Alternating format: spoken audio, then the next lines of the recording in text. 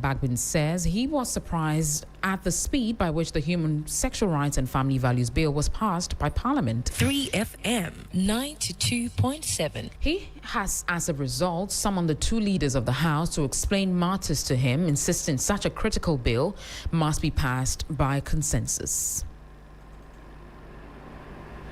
And in fact, when it was passed on Friday, it was even a surprise to me, because I knew that they were going to start the consideration of the bill.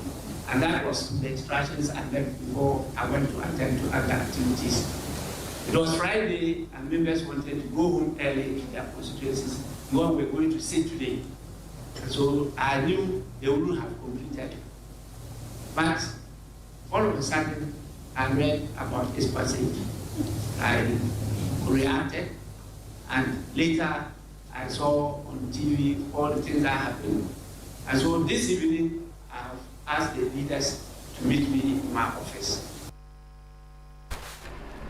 That's the Speaker of Parliament, Alban Bagbin, speaking there. Now the Minority Caucus in Parliament has accused the government and the ruling NDC of weakening the Human Sexual Rights and Family Values Bill through extensive amendments before its passage by Parliament last Friday. The Member of Parliament for Assin South, Reverend Johnnie Codjoe, was addressing a media briefing. Take a listen to him. And make it enticing, incentivize, advertise, campaign for it. Don't do it. But they say that no, insert this immunity. This is an immunity clause.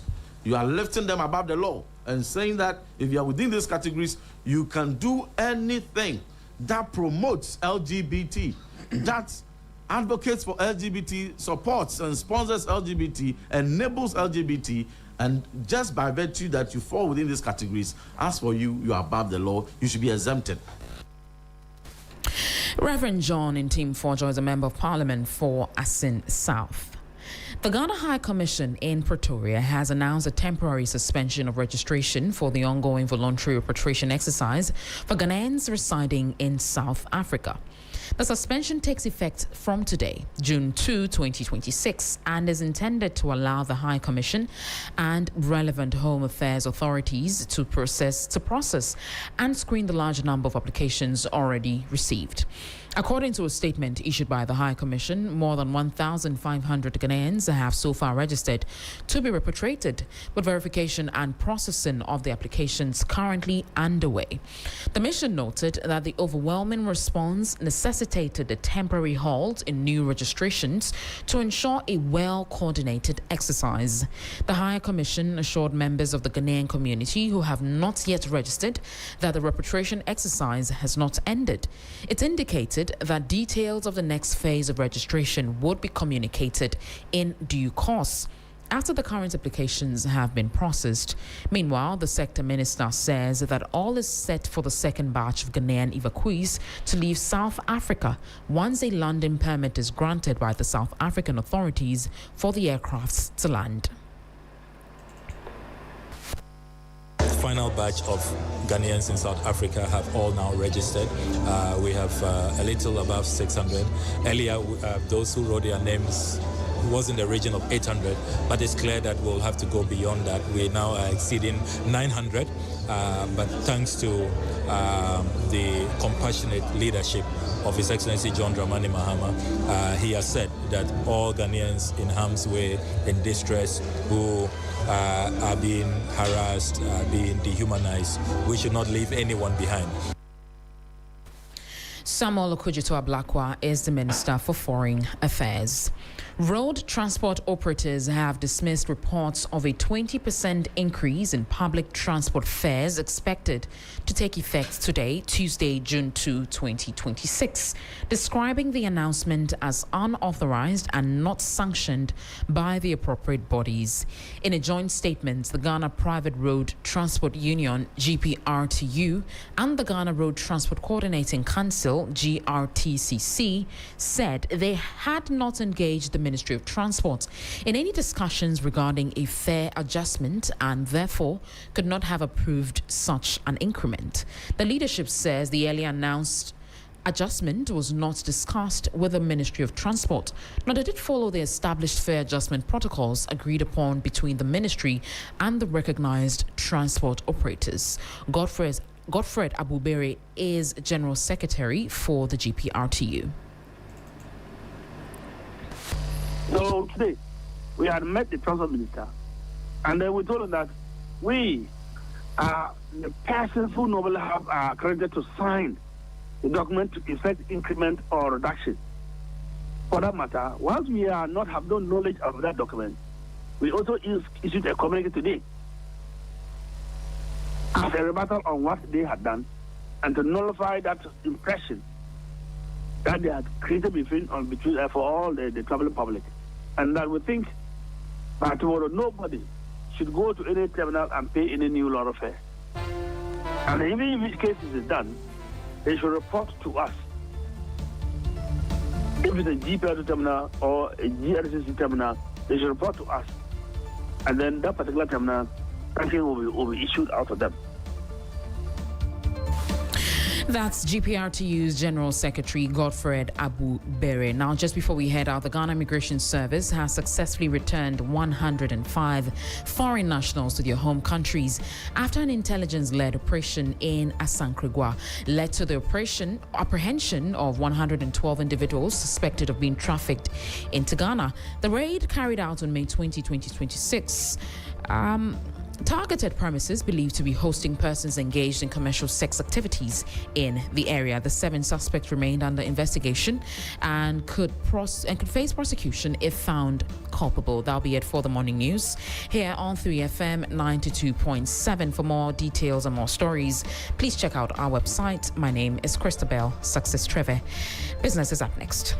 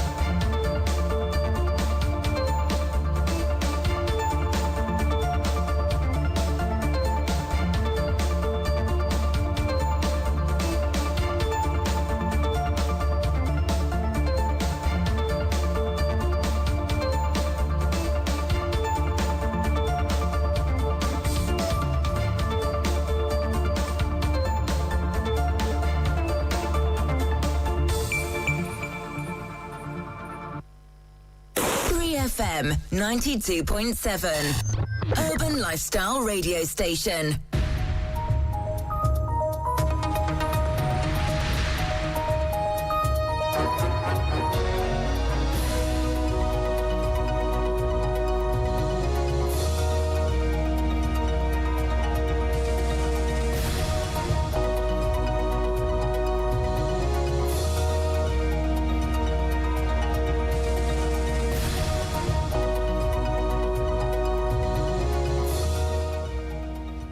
Hello, good morning. Welcome to the business news on Sunrise. Coming up this morning, as prices at the pumps hike, Chamber of Petroleum Consumers Ghana says trend likely to continue even after Iran-Israel-US tensions ease.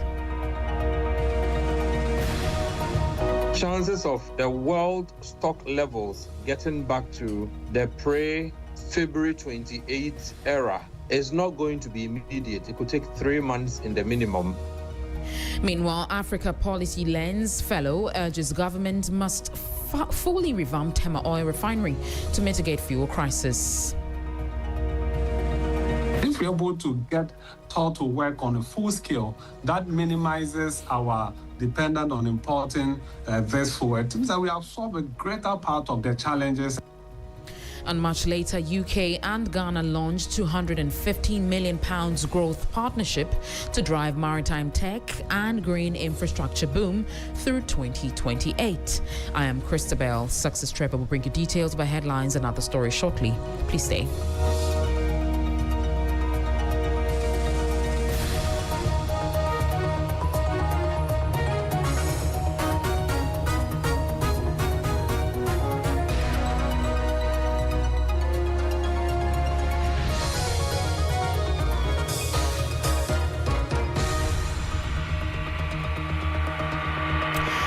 Thank you for staying with us. Now, consumers hoping for rapid relief at the local pumps following a potential de-escalation of geopolitical tensions between Iran and Israel, US, are likely to be disappointed.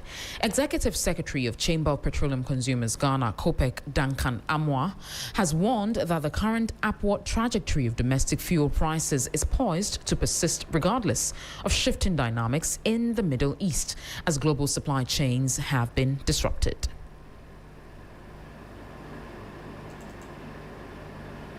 In the event that you even have crude coming in because the Strait of Hormuz, there's a cessation in hostility on the straits, chances of, the world stock levels getting back to the pre-February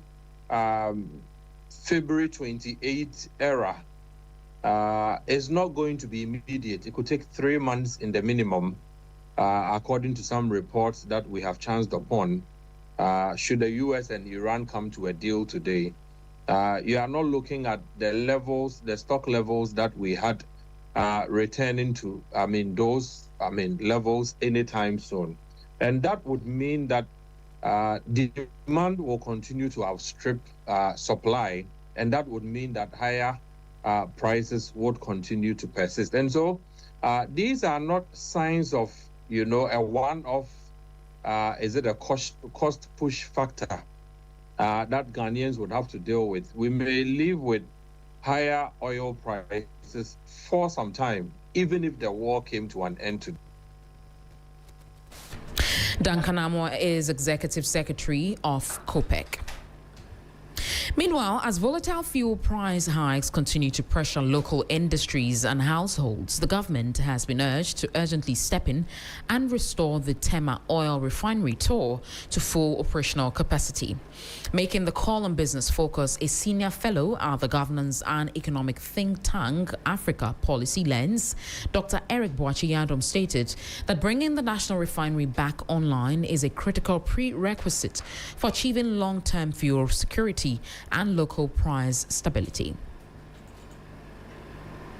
If we're able to get TOR to work on a full scale, that minimizes our dependence on importing this fuel. It means that we have solved a greater part of the challenges, and we wouldn't have to change so much to BDCs to import this fuel. That would be one way of solving the challenge, rather than focusing on injecting. Yes, injecting the short term, you will do well. The city will appear to be doing. But in the long term, we will come back to this conversation. And this is what we kept saying since last year.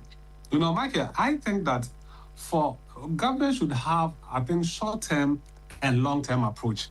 One of the things that government did last year, which is the injection, was a short-term approach. And it has proven that it's not successful. It will not be successful in the long term. Another thing that I think government can consider, is to improve our transportation system. Dr. Eric Boachi-Yadom is a senior fellow at Africa Policy Lens. The president of the Ghana National Chamber of Commerce and Industry, Stefan Abbas Mizan, has issued an urgent appeal to the government to implement targeted policy interventions to protect local businesses from the devastating impact of soaring fuel prices. Speaking on behalf of the private sector on Business Focus, he warned that the continuous upward adjustment at the pumps are aggressively driving up production and operational overheads, making it increasingly difficult for local industries to remain competitive. We need to look at tax incentives, looking at all these things that are happening. All the costs cannot be passed on to the consumer. So the government needs to take up certain actions that would mean that it's absorbing some of these costs. Other than that, it becomes very unbearable for the consumer and also the manufacturer as well, considering all that is happening. So yes, government needs to come in with some of these things, subsidies, tax incentives, improvement in our infrastructure, as well as I was talking about, and then interest. I know that interest rate will be going up because there will be inflation, and the only way inflation can be controlled is one of the ways that it can be controlled is by increasing interest. But that also means that the private sector is crowded out of borrowing to be able to expand.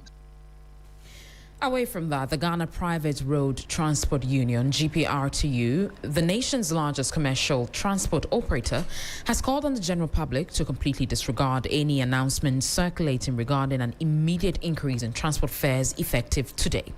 The directive was issued by the General Secretary of the Union, Godfred Abubere, following unilateral announcements by sprinter driver groups attempting to enforce unapproved upward adjustments at various lorry terminals. Take a listen. The real issue is that the publication, if we look at it carefully, didn't have any particular officer who signed it. So, yes, we have all cited it, but GPSU as a body have not officially authorized that by Tuesday, 2nd June, fares will be adjusted up by 30%. No, we have not. What I can tell you for sure is that we are in talks with the transport minister, and until that negotiation table is completed, and then for that matter, a particular percentage margin is arrived at, then we will then write officially to our regions, and the regions would to draw that conclusion that by 2nd June we would go to review fares up by 20% without recourse to the known protocols. I don't think that one is proper. So we are negotiating with the government, so there's no point giving a deadline as to when you want to effect. You see, the next price window is coming on the 1st June.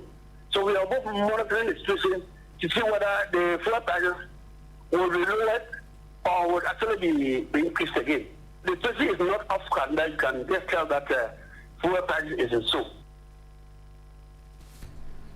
You just heard there GPRTU's General Secretary Godfred Abubere.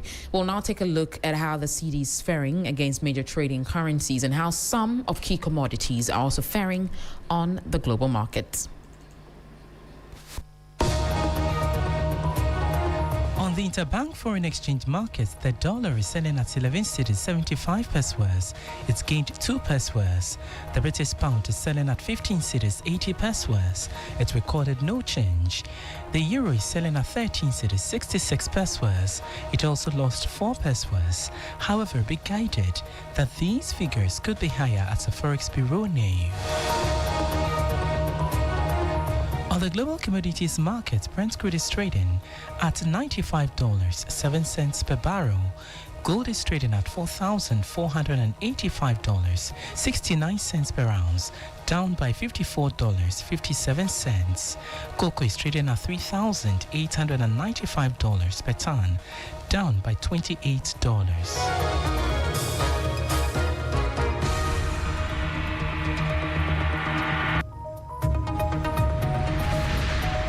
And that was an update from the Forex and Commodities market. So that'll be all for the business news on Sunrise. For more business stories, please check out our website, 3news.com.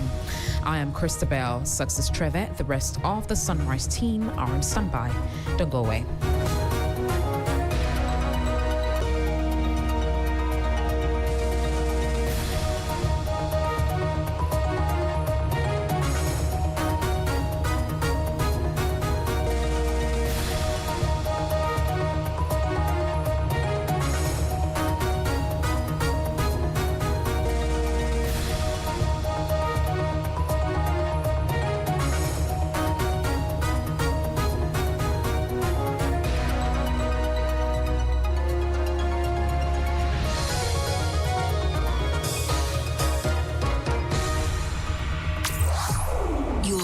Tunes in sync with a soothing voice. 3 Lounge with AJ. Are you tired of the same old routine? Need a break from the stress and chaos of everyday life? Well, step into the 3 Lounge, your world of absolute relaxation and great music with yours truly, AJ Akwako Sapon. Welcome to the best mid-morning show in the capital and beyond. This is 3 Lounge with yours truly, your radio princess, AJ Akwako Sapon. Love it. I love it. It's great. Kickstart your week with Monday motivation, shake off the Tuesday blues, and get ready for midweek mania. Take a trip down memory lane on Throwback Thursday and wrap up the week with Funky Friday with myself and Helen Apia Ampufo. Plus, enjoy exciting celebrity interviews, insightful conversation, engaging discussions on topics that matter, and there's a boatload of fun and easy activations that reward and appreciate you, our loyal listener. If you are listening, we're manifesting money into your pocket this morning. Don't miss out on the excitement. Tune in to 3 Lounge every weekday morning from 10 a.m. to 12 p.m. with AJ Akwako Sapon, only on 3FM 92.7. It's my number one. 92.7 3FM, your urban lifestyle radio.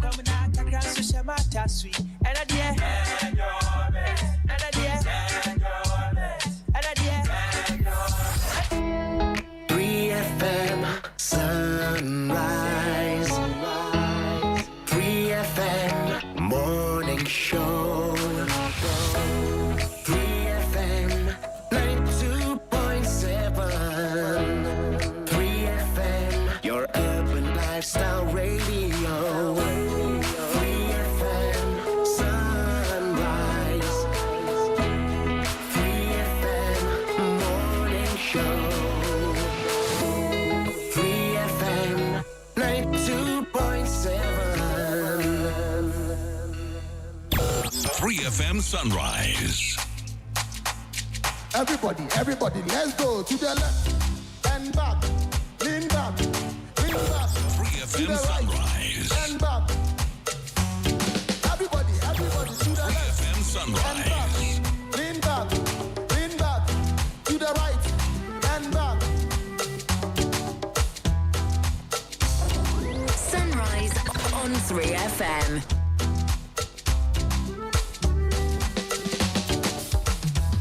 I did see what you did do.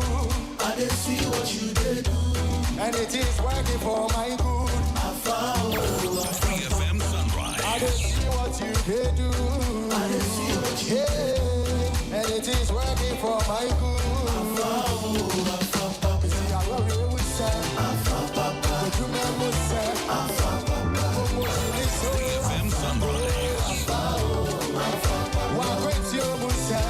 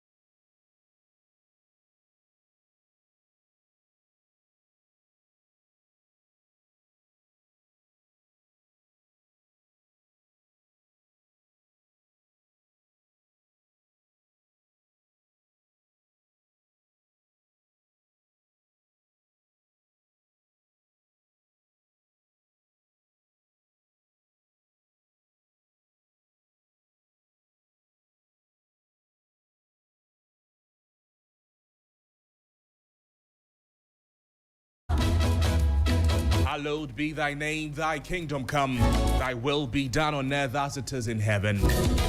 Give us this day our daily bread, and forgive us our trespasses, as we forgive those who trespass against us. And lead us not into temptation, but deliver us from evil. For thine is the kingdom, the power, and the glory, forever and ever. Amen. Time check is some 34 minutes after 6. Good morning to you wherever you are, whether you're home or getting ready for work, whether you're already in traffic or preparing the children for school. If you're heading back from a night shift or simply trying to gather your thoughts before the day begins. Welcome. This is Sunrise on 3FM 92.7. You know, one of the most interesting things about life is how quickly we move on from one milestone to the next. Yesterday, many of us were saying Happy New Month. May the month be kind to you. Today, the month has already begun. The excitement of the first day, it is gone. And June is now asking the real question, what are you going to do with me? Because new weeks are exciting, new months are exciting, new opportunities are exciting. But eventually the speeches end and then work is expected to begin. And maybe that's the challenge for many of us this morning. We have goals, we have plans.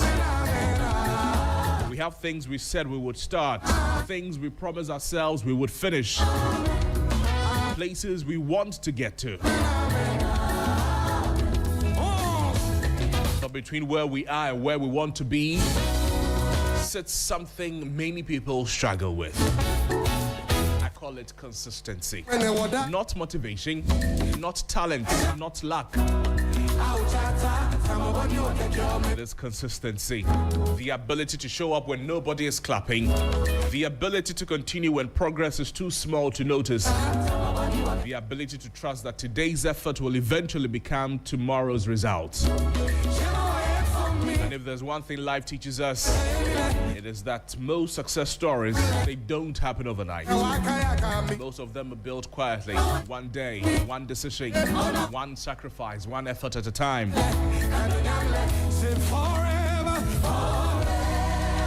So wherever you find yourself this morning, don't underestimate the value of simply showing up. Keep going, keep building, keep learning, keep trying. Because sometimes the biggest mistake we make is quitting before the results have had a chance to catch up with the effort. Sometimes we give up so early.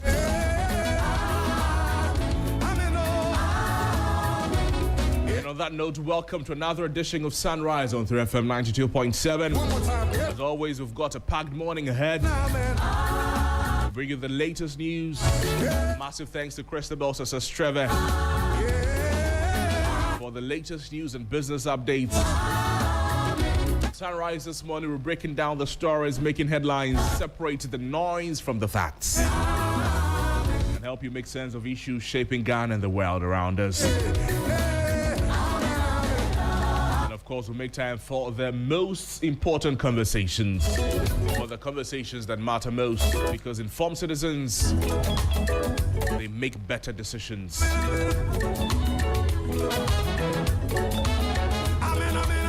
So settle in, grab that cup of tea, that cup of coffee, or porridge, whatever gets your morning going. My name is Noble Crosby Annan. We're doing this with Codjoe, and most importantly, you the listener. So settle in, buckle up, and let's get started. This is Sunrise on 3FM 92.7.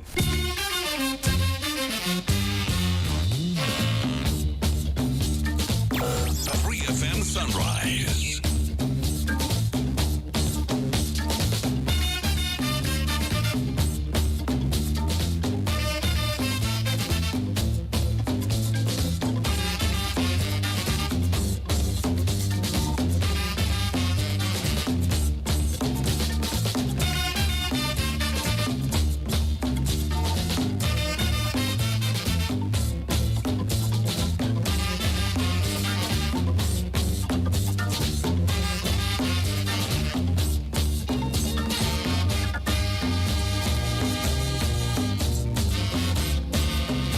this morning on Sunrise while many slept. Coach Carlos Queiroz and the Ghana Football Association, they were working.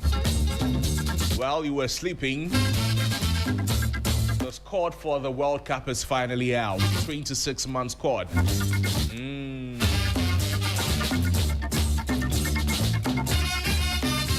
Who has made it? Are there any surprises? I don't think so. Well, we had a 28-man squad already, and then we just took 2 goalkeepers out of it. We have the final team making it to the Mundial. We'll talk about that extensively this morning. Also this morning, there's still news about the anti-LGBTQ bill. Some comments made by the Speaker of Parliament, Alban Bagwin. Some comments made by the President himself. President Mahama, will you sign the bill?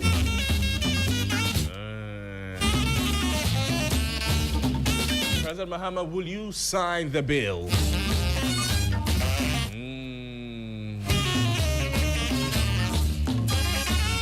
Lot of interpretations, lot of meaning, connotations. We'll get into that conversation this morning as well. And this morning, talk to us also on our social media platforms, 3FM927. What is the transport fare situation?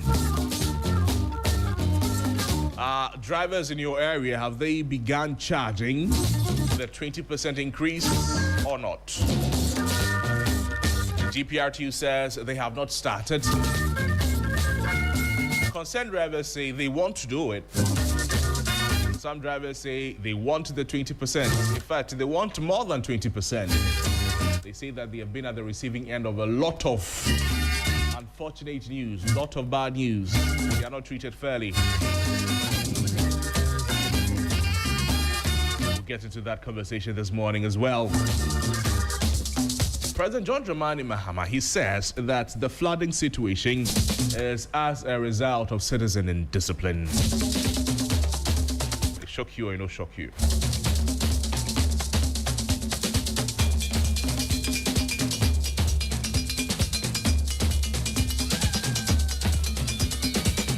There's some news also about South Africa.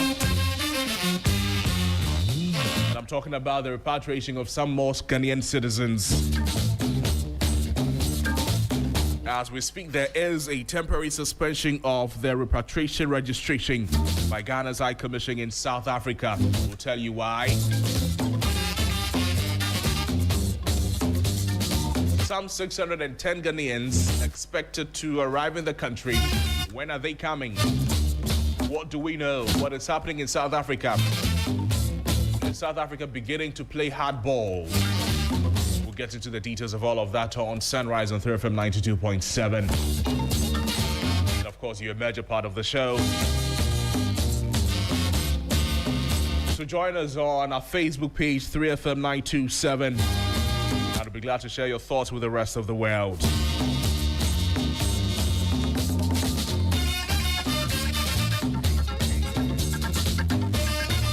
Let's start with a newspaper review, starting with the Ghanaian Times newspaper this morning. And these are the stories on the front page of the Ghanaian Times. President Mahama says Ghana open for business. President Mahama woos UK investors, touts stability, economic recovery. Also, 250 million investment to transform their mining operations. That's captured on page 13 of the paper. Integrity key to building trust in institutions. Dr. Asibe Yabua. On page 3 of the paper, road crashes 1,009 die in first quarter of 2026. These are the stories captured on the front page of the Ghanaian Times newspaper. I'll take you now to the exclusive newspaper. It says that Greater Accra steps up flood preparedness. Also, Africa cannot remain a market for the ambitions of others. Alex Apau Dade is saying. Mahama announces return of local crude refining, also protecting the vulnerable, exposing the reality of child abuse. These are some of the stories you'd find on the front page of the exclusive newspaper. The Daily Democrat, it says that nothing but the truth. On the front page, President Mahama unveils bold plan to end crude export dependency. It also telling us that Africa must deliberately build business champions, Alex Dade is saying. And GRA boss rolls out new digital tax system. Greater Accra intensifies flood prevention measures ahead of heavy rains. Mining boss threatens violent showdown over Galamsey invasion. And protecting the vulnerable, exposing the reality of child abuse. The Daily Democrat is reporting these stories on its front page this morning. To the Catalyst newspaper, it says that Jakpa secures first special STEM SHS for Upper West. Sword cut for landmark project in Issa. That's the director for special operations at the National Security Council Secretariat, Richard Jakpa, secures first special STEM SHS for Upper West. Also, Akufo-Addo's refusal to sign anti-LGBTQ bill was constitutional deviation. That's according to lawyer Eduji Tamaklo. Ghana-UK trade tops £1.5 billion, but greater opportunities remain, according to President John Dramani Mahama. Also, 120 jobs secured for South Africa evacuees. Foreign Minister appeals to CEOs and entrepreneurs for more support. 3FM. Now to the National Enquirer newspaper. It says that Mahama warns SOE CEOs. That story is on page 3 of the paper. Also, government unveils new cocoa financing module on pages 2, 3, 4, and 5 of the National Enquirer newspaper. Oponfosu joins Royal Fund Board. Jakpa boosts education in Dafiama Bosi Issa. Africa must build its own champions. KGL boss. NPA intensifies fight against fuel smuggling. These are some of the stories you find on the front page of the National Enquirer newspaper. I'll give the daily guide to Codjoe to walk us through the stories on the front page. But before that, the daily graphic. It says that reset agenda wins investor confidence. £215 million UK deals signed. 215 million. Also, governor waits flight permits to evacuate more Ghanaians from South Africa. That's on page 13 of the paper. This is one of the stories that we'll be talking about this morning as well. Also, African Games contract. Auditor General goes after 580 million cedis losses. Auditor General goes after 580 million cedi losses. You go to the center spread of the Daily Graphic newspaper. It says that Ghana, South Korea sign visa waiver agreement.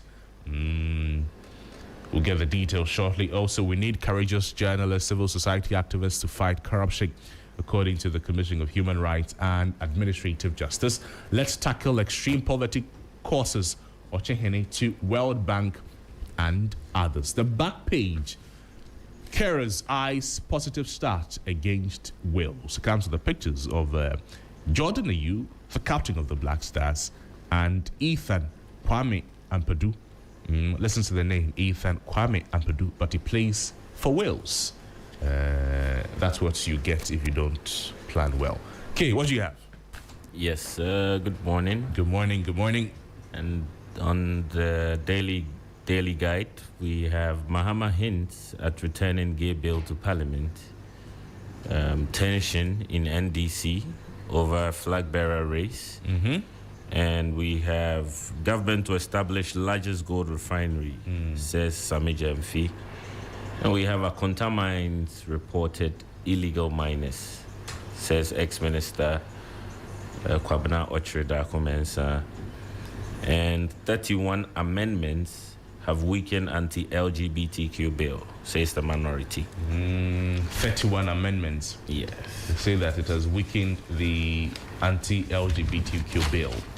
And President Mahama has also been talking about it, responding to a question whether or not he will sign it. Did you hear the president's response? Yes, I think he made some valid concerns. It's quite a process, so it's only normal that he responds accordingly. Because if you listen to the Speaker of Parliament, the Speaker had some concerns, and yes. The Speaker had some concerns. He says he gave instructions that it be considered, not that it be passed. Let's listen to the Speaker of Parliament first, and then we'll hear what President Mahama has said and their reactions. We know the copious instruments and laws on human rights. All over, we have to go through all, from the UN Charter to the African People's Rights and what, all, we have to go through all. Then we have also our development partners who have a lot of contribution to make. We have the United Nations coming in with proposals on memo and everything. We as Ghanaians also have to dig deeper into our cultures, our customs, our values before we came out with what was passed on Friday. And in fact, when it was passed on Friday, it was even a surprise to me, because I knew that they were going to start the consideration of the bill. And that was the instructions I left before I went to attend to other activities. It was Friday, and members wanted to go home early to their constituencies, what we're going to see today. So I knew they wouldn't have completed it. But all of a sudden, I read about this passage. I reacted, and later I saw on TV all the things that happened. And so this evening, I've asked the leaders to meet me in my office. So they will be here for us to go through it. This is such a critical bill that we believe there must be consensus. But it's not about passing bill. It's about implementing it and making sure that it benefits the people.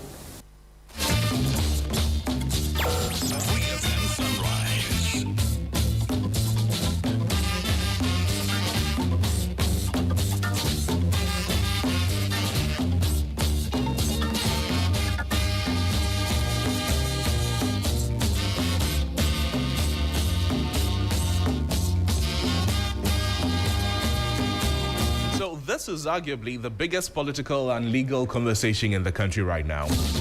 Because over the past few days, the issue has moved very quickly. From parliamentary debate to passage, and now a new phase of interpretation, statements, and political signaling. The Speaker of Parliament, he promised that he said that the bill will be passed. After the bill has been passed, it was passed in his absence, by the way. And now he says that he left instructions that it be considered, and he's surprised that the bill has passed. That alone has triggered questions about procedure, about timing, and how the final stages were handled within Parliament. Now, let's shift to the executive side. President Mahama, he has also weighed in, and his position, at least for now, is that while Parliament has completed its work, the bill is still far from becoming law. He has pointed to the fact that there still may be constitutional, legal, and procedural steps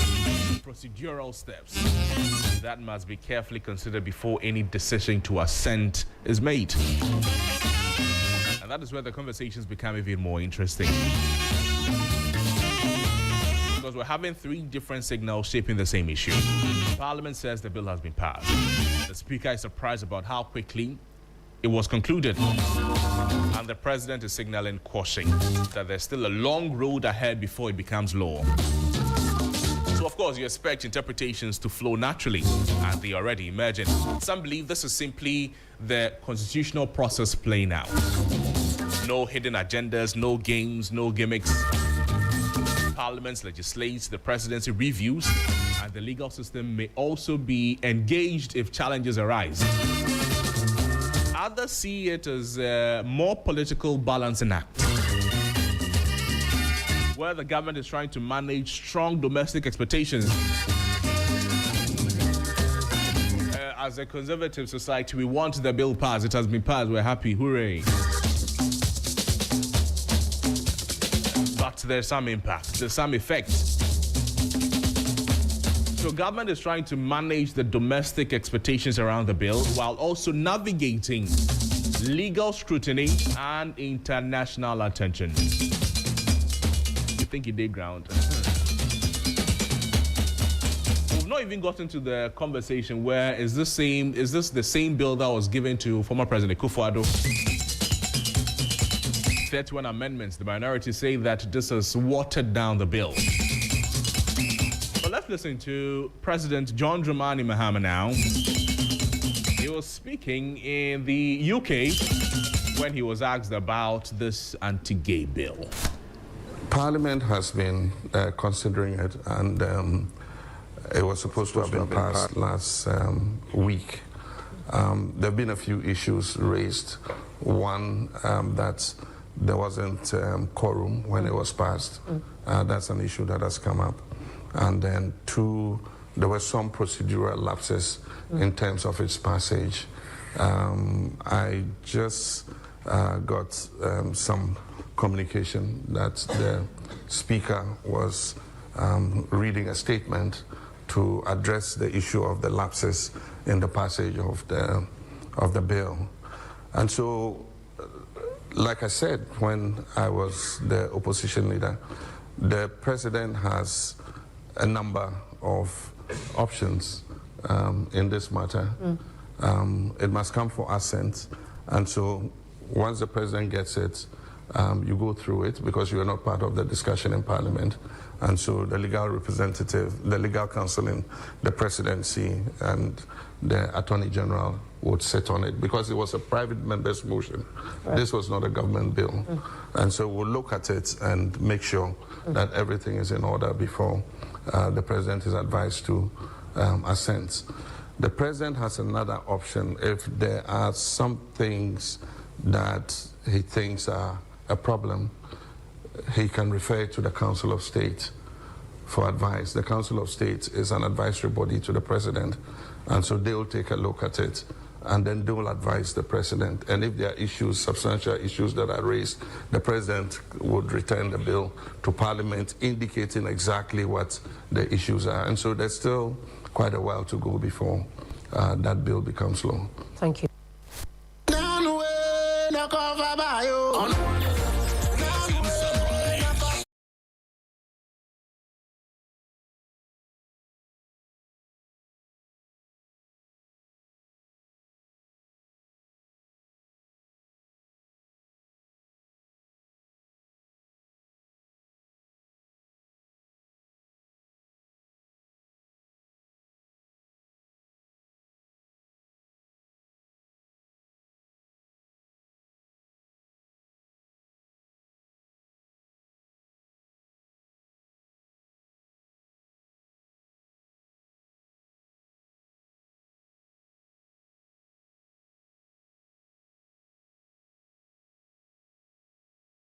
Agree with the Speaker to relay the bill and let Parliament, debate it.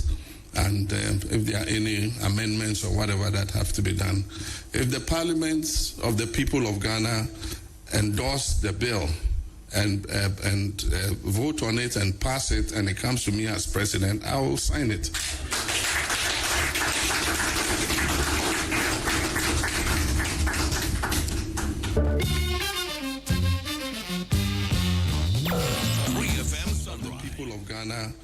Endorse the bill and vote on it and pass it, and it comes to me as President, I will sign it.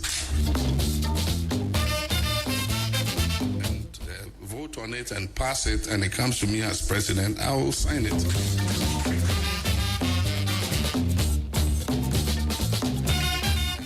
And vote on it and pass it, and it comes to me as President, I will sign it.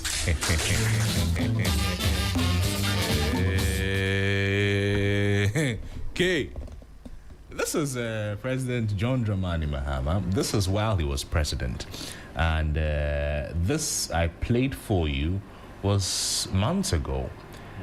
He said that he will sign this thing. That now He says that there's still a long way to go, which is true. What you said is very true, that there's still a long way to go. This morning, we'll get to understand the processes a bill goes through before it becomes law.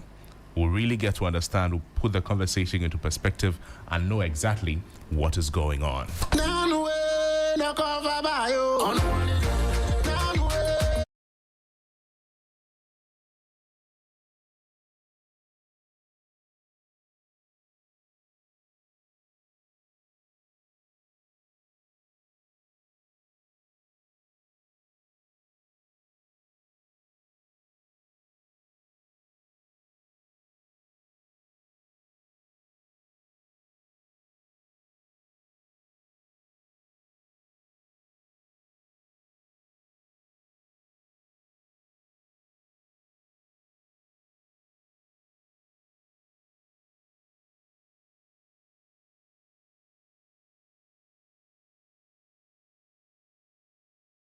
That he will sign that bill, and he has no option than to sign that bill. BBC interview. President Mahama has been clear that he will sign that bill, and he has no option than to sign that bill. Interview. President Mahama has been clear that he will sign that bill, and he has no option than to sign that bill. President Mahama will know no peace from Sam George until he signs that bill. And President Mahama will know no peace from Sam George until he signs that bill. President Mahama will know no peace from Sam George until he signs that bill. And he himself has said that to the clergy, that as a Christian, as a member of the Assemblies of God Church, he will sign that bill. What the president said to the BBC was in response to why President Akufo-Addo has not signed the bill. And he said to them, look, what you, President Akufo-Addo, should have done, instead of rejecting service of the bill, was to have received the bill, stated what his displeasure is with the bill, which is what the Constitution says. The Constitution in Article 1067, President Mahama, in his response to the BBC, was referring to the Constitution of Ghana. Article 1067 says that when he gets to the president, he must, within 14 days, indicate whether he would sign or not sign. If he chooses not to sign, he then has to bring it back to Parliament and then states in the memo to Parliament the reasons why he's refusing to sign and add the recommendations to remedy those challenges he sees. Otherwise, within the 14 days, he can refer it within 30 days. He can refer it to the Council of State, who have 30 days to give him advice. That's what President Mahama was saying in that BBC interview. He was not saying that he now has to read the bill. President Mahama has read the bill. It's because he's read the bill that he told the clergy that when he becomes president, he will sign the bill, because President Mahama has no problem with anything in the bill. That explanation he was given was basically what the president should have done as a lawyer in line with our constitution, because the president's decision not to have service of the bill on him is unconstitutional and shows you how reckless and irresponsible Akufo-Addo is as a president. Samuel Nati George there. He is a member of parliament for the good people of Ningo Pram speaking there. But earlier was President John Dramani Mahama, while he engaged some leaders, saying that if Parliament agrees, Parliament passes the bill and it gets to him, President John Dramani Mahama, he will sign the bill. Sam George also saying that President John Dramani Mahama will know no peace from Sam George if he does not sign the bill. Now know this, that President Mahama has not said he will not sign the bill. He's only telling us the processes that we have to go through to get the bill signed. And Codjoe will first start the conversation on what a bill means. Let's educate ourselves first. Let's get to understand what this bill means and the journey has to go through so that we know the perspective we're putting the conversation in. Okay. Yes, Crosby. I know you are probably wondering why it seems the president is making a U-turn. No, he's not making a U-turn. He's only telling us that this is what he has to do. Yes. But the interpretations people are giving is that if you're calling for equity, come with clean hands. While you're in opposition, you seem, or you didn't seem to be more interested in the processes they had to go, in the legal bottlenecks we're likely to surround ourselves with if it is a centered tool. You just wanted it done. Yeah. But now that you are in power, although you have an indication that you want to sign it, now you're concerned about the impact, about some here and there. That is what the conversation is about right now. Yes. So I think to go into it, just so that we can give it a proper perspective for our listeners and our viewers on social media as well. What is a bill?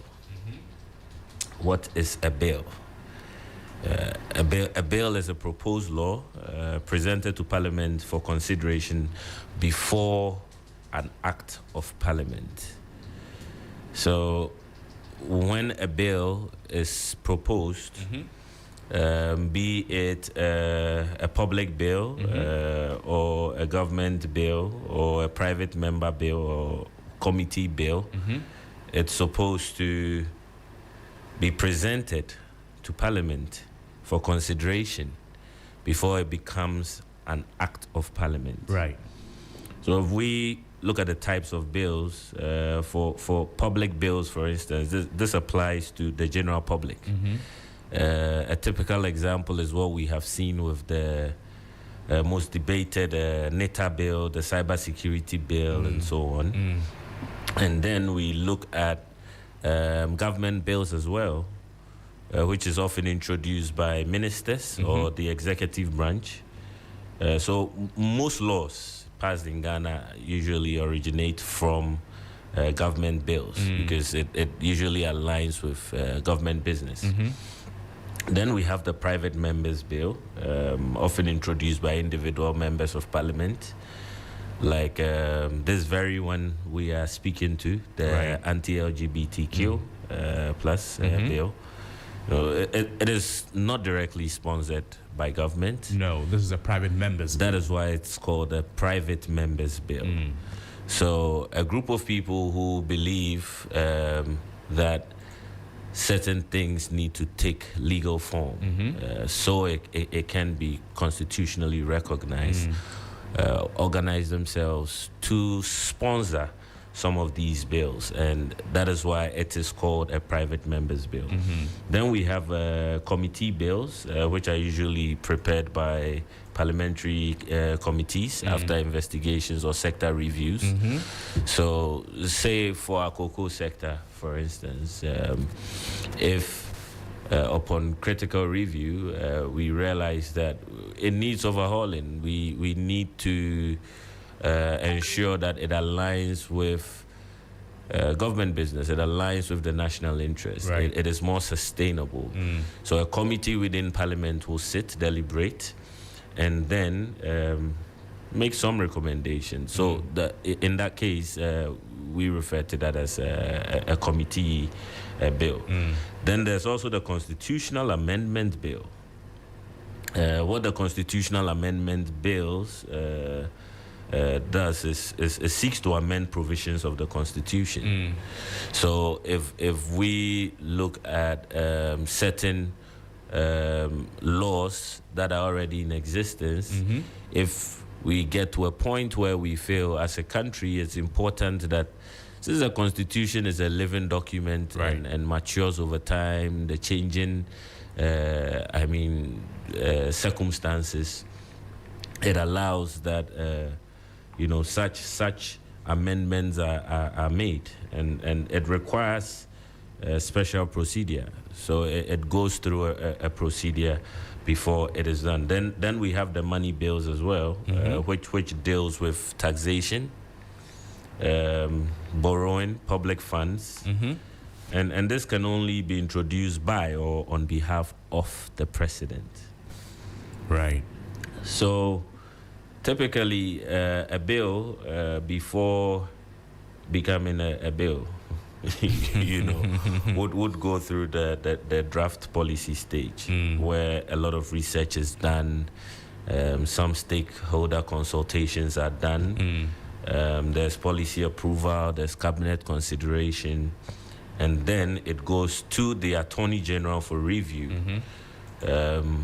When it sits with the Attorney General, that's when the legal drafting begins.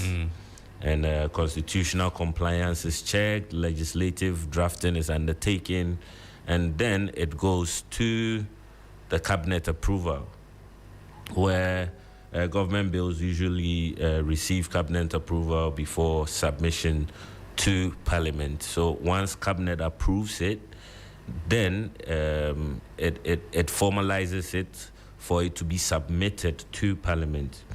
Then when it's submitted to Parliament, it goes through a few steps as well. There is the first reading. Right. The bill is formally introduced. On the first reading, no debate takes place. Is an introduction of the proposed bill, and the title and objectives are presented. Then it goes to the committee stage. Right. That is when it is referred to the parliamentary committee. They review the clauses, invite memoranda, conduct public consultations, and then they produce a report. Then it goes to public participation, where citizens like yourself and my very self can share 2 cents, where civil society like the CDD, Imani, Africa, and the likes can also make inputs. Then the businesses, professional bodies, traditional authorities, they may also submit a memoranda. So usually, if the bill is based on particular objectives, most contributors who are within that space and are affected directly by the bill are usually the ones who lead the conversations when it comes to the participation of citizenry and businesses and things like that. So a sector-specific bill will definitely attract a particular sector. Say if we were to have a bill on energy, it would be important for energy experts and the professionals stakeholders in that area, the stakeholders right, within that space to share their 2 cents. Then it goes to the second reading, where there's a major policy debate, Parliament debates on the objectives, principles, merits, constitutional issues, and so on. And then the consideration stage. At the consideration stage, it's a clause-by-clause examination, because you need to make sure there's no ambiguity. You need to make sure there's clarity. In fact, sometimes word by word. Yes. So that's when there's a word-by-word review. I remember doing some work for the Constitutional Review Committee, and it required such that you analyze word by word, because a single word, could mean so many things. Yes. So that is the consideration stage. Amendments are proposed, wordings are changed, and sections are added or removed, and so on. Then it goes for the third reading. So at the third reading stage, that is when there's a final parliamentary vote. So the bill is either passed or rejected. So in this case, concerning the anti-LGBTQ plus bill, it was at this stage where it is on record that the bill was passed, although the Speaker of Parliament says otherwise. Then from this stage, it goes for presidential assent. So that brings us to the point President Mahama was making, that a bill would go through all these stages before it gets to the president for presidential assent. And once it gets to the bill is sent to the president signs it, and the bill becomes official law. But the president also has some exceptions. He can always refer the bill back for further deliberations, for further inputs, or if certain concerns have been shared, and so on and so forth. He reserves the right to refer the bill back for those considerations to be taken into consideration. After the president does that, then the bill goes for the bill becomes law, and then the law goes for Gazette publication. So once it is gazetted, it is published officially, and the law becomes publicly accessible. So if you're familiar with Ghana Publishing, Assembly Press, they've been in the news recently for very good performance. That is one of their mandates. They are responsible for gazetting such documents into making them more accessible for the citizenry and even government officials. Then once that is done, the law takes effect immediately or on a specified date or by executive instrument. So basically, that is how a bill, starts from stage one up until the Gazette stage. And this morning, when we get into the big conversations, we'll get to put what the president said into perspective. And I'm reading a comment from Neron. And Neron, this is not...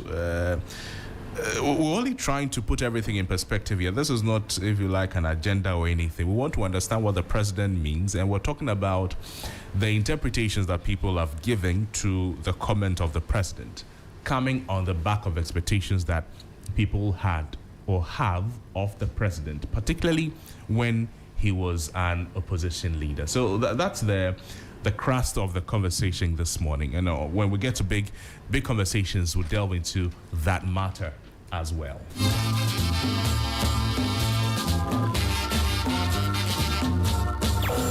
3FM Sunrise.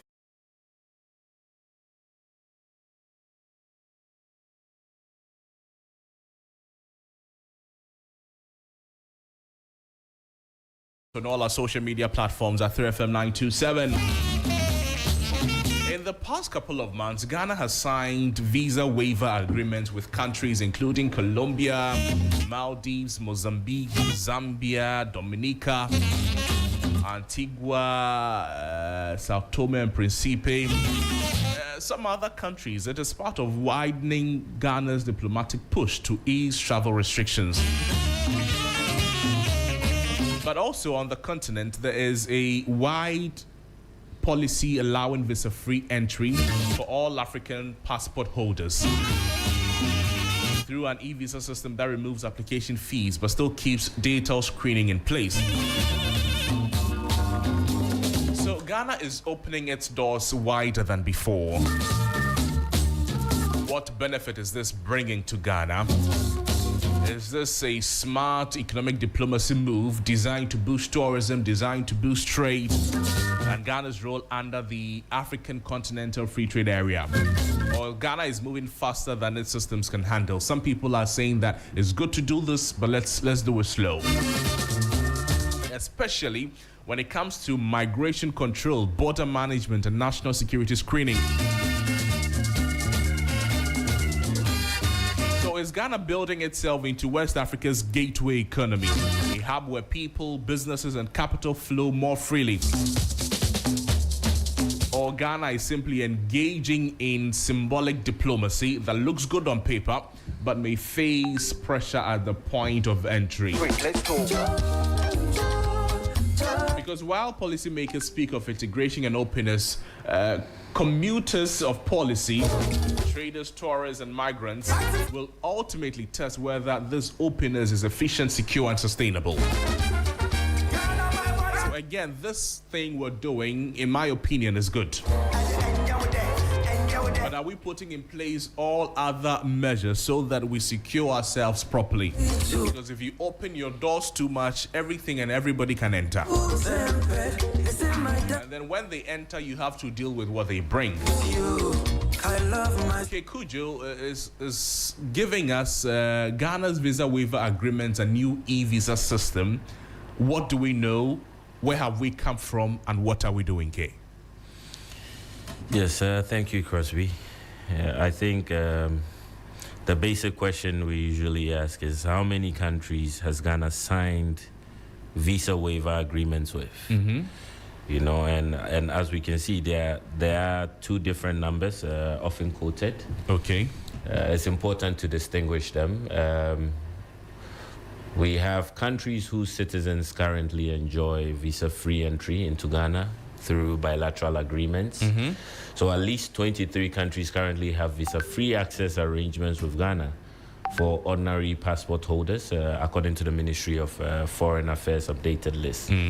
So I'll take you through some of the countries. We have South Africa, Kenya, Rwanda, Morocco, Jamaica, Singapore, Malawi, Mozambique, Dominica, Bahamas, Barbados, Seychelles, Tanzania, Uganda, Zimbabwe, Lesotho, Eswatini, Grenada, Guyana, Sao Tome and Principe, Mauritius, Saint Vincent and Grenadines, and Trinidad and Tobago.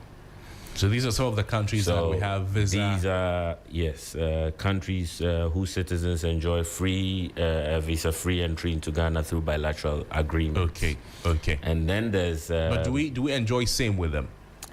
Is it a two-way? Is it a two-way? Yeah, so I'm coming to the second category. That's countries Ghanaians can travel to without obtaining a visa beforehand.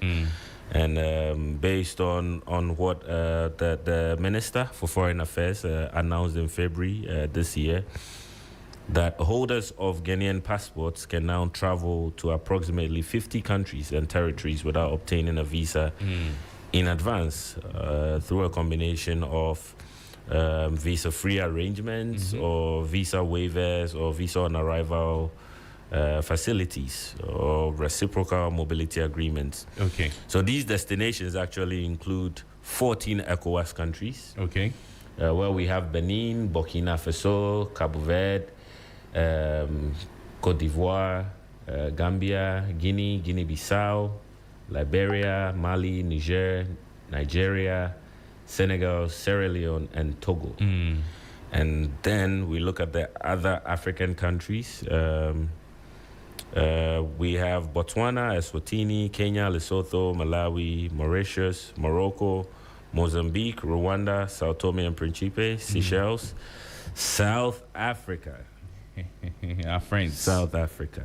Our brothers and sisters from Tanzania, the South. Uganda, and Zimbabwe. So if you look at it, you realize that it answers your question. There are some countries that it is it's a two-way street. Yes, it's a win-win for both.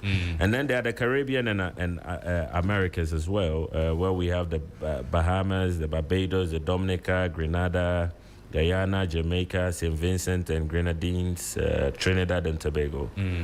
Then for the Asia Pacific, there's Singapore, there's Philippines, there's Fiji, there's Kiribati, and there is Micronesia.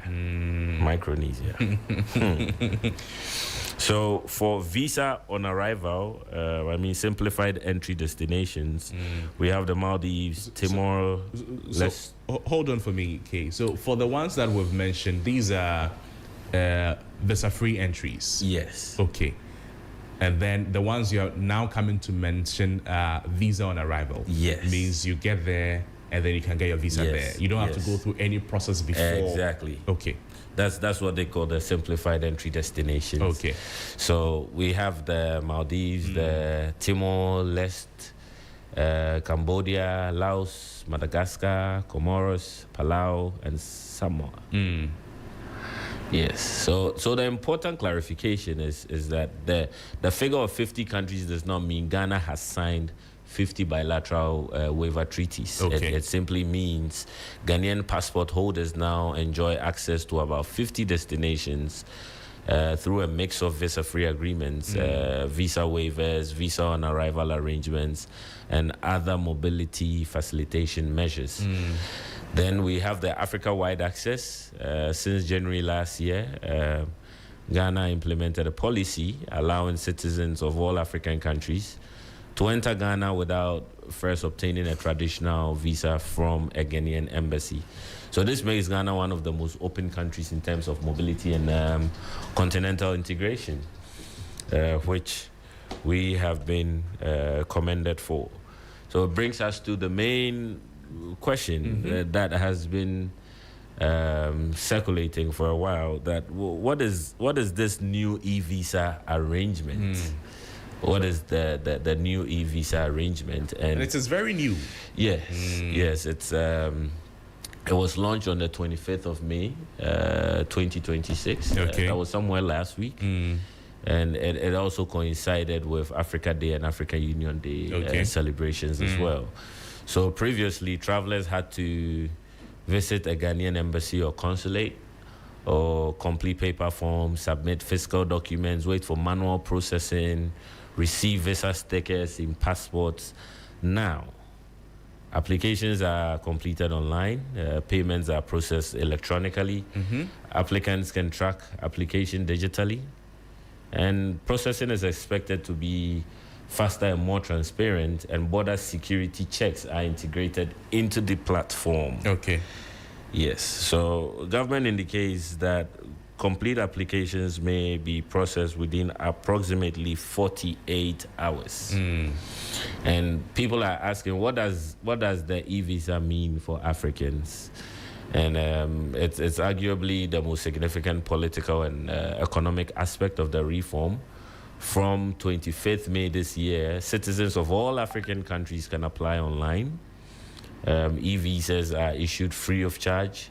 Security screening remains mandatory, and electronic travel authorization is issued before travel. Okay. Yes. And then it goes on to ask what has changed. Exactly. Does it mean that for people who want to come into Ghana, who would want to use the e-visa platform, does it mean that the regular security checks, have we reduced it? Have we suspended it? What has happened to it? Are we safe as we do that? I think it's been synchronized with the process for a more seamless, effect.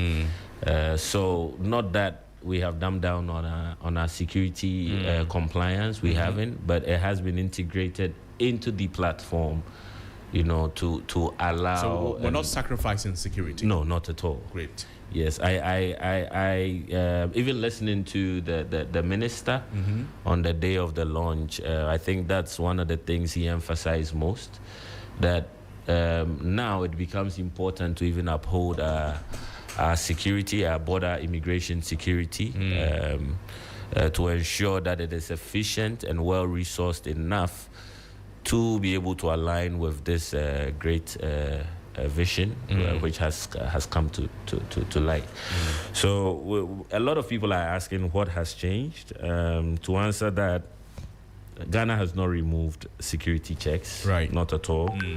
Instead, we have removed much of the cost, the paperwork and bureaucracy associated with obtaining visas for African travelers. I think it's in line with the Pan-African dream. It's in line with the borderless African dream. Unfortunately, good morning, my South African brothers and sisters. So the economic significance of this, I mean, this is a government that came, the Ghanaian government, it's a government that came to power on the back of a reset agenda, a 24-hour economy. It seeks to improve local and global, regional trade and so on. So it's important that initiatives like this or interventions like this, should have economic significance. And the policy is designed to increase tourism arrivals, support the AfTA implementation, that's the African Free Trade implementation, and encourage intra-African trade as well, attract foreign direct investments, and also to strengthen Ghana's position as a regional aviation and business hub. So there are a lot of advantages to what we are doing. And this is purely for education. It's going to boost our tourism revenue because people find it easier to come into the country for tourism. If you come, you want to invest all the better. So it's going to attract investment as well. Exactly. And then we know the idea about intra-African trade, the African Continental Free Trade Area. Yes. So these are some of the measures or mechanisms Ghana is implementing to make it easy. I mean, we are hosting it, so we should be seen to be doing, something. And then there's the bit too about the Pan-African credentials that you mentioned. You see, historically, we have positioned ourselves as a leader in Pan-Africanism, from the first president, Dr. Nkrumah, to the Year of Return initiative. We have Beyond the Return. Yeah. We have always marketed ourselves as home for Africans and the diaspora. So our borders are open. Come to us, come and work with us, come and engage with us. Let's have, good relations. Yes. When you come and you invest, you are creating jobs. Yes. So I think one of the biggest challenges is, saying all these beautiful things when back home, yes. I mean, the implementation efforts, stall. And I mean, we still have a tourism sector, still going through some challenges. It's important that there's improved service delivery. It's important that some of these beautiful things are tied to the efficiency of the stakeholders within the tourism space, so they can support the tourism ministry to be able to achieve a lot more. I think that's one of the things that are very important that we do, because what's the point? What's the point if we're hearing intra-Africa trade, we're hearing all of these beautiful things, but at the end of the day, if startups and industries, are challenged because of our energy crisis and some of funding gaps and so on and so forth, it goes a long way to make this beautiful initiative suffer. So it's important that whilst government seeks to deliver all these beautiful things, it aligns with broader aspects of the Ghanaian economy, so we can see tangible results, so it can translate into economic victories for our people and our allies as well. So there's the concern too about the security that you have mentioned already. Yes. But you cannot ignore it. While we're doing all of these things, our borders safer, cybercrime, human trafficking, terrorist financing, drug trafficking, organized criminal networks. Already, we're not very happy with what is going on around the continent, around the sub-region. Insurgencies here and there. We know, and there is confirmation that they are very close to us. Some may even be in the country. They are using Ghana as a safe haven amongst others. So if we're doing this, how then do we, improve it so we don't compromise on what may already be a fragile situation in the area? And I think that's what the Minister, Sam George, has been preaching with regards to ensuring that we have a more robust digital economy.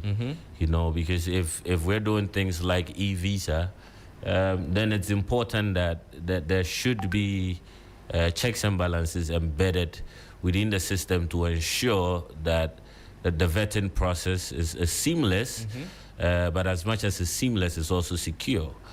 And these days there's a lot happening in the digital space when it comes to cybercrime. So I think it's one of the reasons why he's been pushing for some of the bills that proposed that have become a big controversy in the digital space. Rightfully so, because there are some concerns, genuine concerns that need to be met and dealt with. so that we can have a digital economy that is up for it. But most importantly, I think our security agencies are not sleeping with the job. I hold the Ghana Armed Forces in high esteem. You know, personally, I hold them in high esteem. Not because I'm a soldier Peking, but because if you look at our performance, our peace, our UN peacekeeping numbers, the data, you know, the Ghana Armed Forces is something we should be proud of. We also have immigration as well. So I think as much as there's a lot going on within our region, if we look at the Sahel states and some of the issues they've had with insurgencies and, you know, terrorism and the likes, we've been up for it, and we've been doing our possible best to make sure that we protect our citizens. What usually baffles my mind, though it's outside of this context, what baffles my mind is we do so well at doing this, but it's so hard to deal with Galamsey internally, you know, locally. And it keeps bringing to me this question that if we cannot deal with Galamsey locally, how then do we deal with external aggression? So if I was a Nigerian, or if I was, say, a European, and I was coming to Ghana, and I was looking at the Galamsey situation, and I'm like, hey, this government is not dealing with this local terrorism or eco-terrorism in a way that it should. You know, what is the guarantee that if I find myself in this country and there's an external aggressor, I will be protected? You know, so it's important that most of these beautiful things are aligned, properly aligned, so that it can create a very beautiful environment for Ghana, our interest, and that of our allies as well. Yeah. A 1, a 2, a 1, 2, 3, let's go.